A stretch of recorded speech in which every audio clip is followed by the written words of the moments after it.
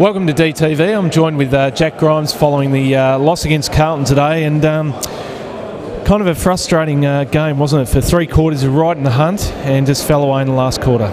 Yeah, we were really happy with our efforts for 3 quarters, and we really felt like we were in the game out there, and it sort of felt like it was a pretty 50-50 game at 3-quarter time for us.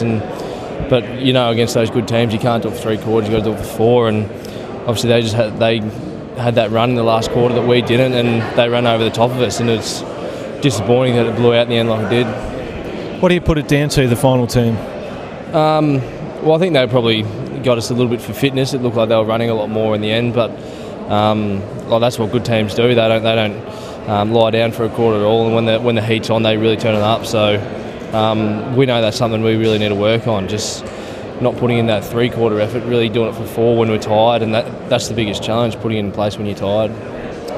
How do you sort of assess today's game in the context of matches you've played this season, when for 3 quarters you've strung together, you know, in a row very good, right in the contest, but just fallen away quite poorly in the last? I mean, it was just one of those really tough games to assess in some ways, isn't it? Yeah, it is, because like you said, if you assess the game up until 3-quarter time, we'd be pretty happy, but and it really didn't feel like a 50-odd point loss or whatever it was in the end. It felt like we were in it for longer than that, but you look at the scoreboard at the end and it's really disappointing. So you sort of almost assess it with 2 different games.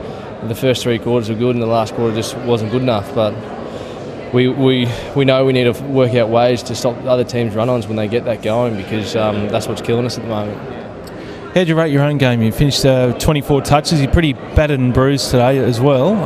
Thoughts on your own performance? Yeah, it was a bit of a hard sort of hitting game, contested game of footy, and pretty sore after that. And a 6-day break now, so got to really get the recovery right. But we've actually been pretty happy with the way we've been moving the ball the last couple of weeks, and but we just have to really work on that transitional running. When there's a turnover, really stopping their quick ball movement through the middle, because that's what's killing us at the moment. So that's what I'll keep working on. That's what the team will keep working on. You mentioned the 6-day break. How hard is it to back up, you know, for that sort of period, and just in the context of where you guys are at the moment?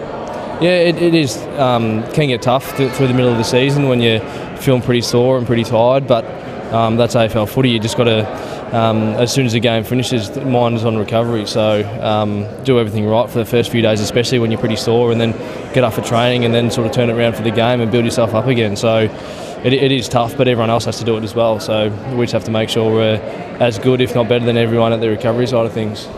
It's another big one. The challenges keep coming. Essendon this week. How do you attack that?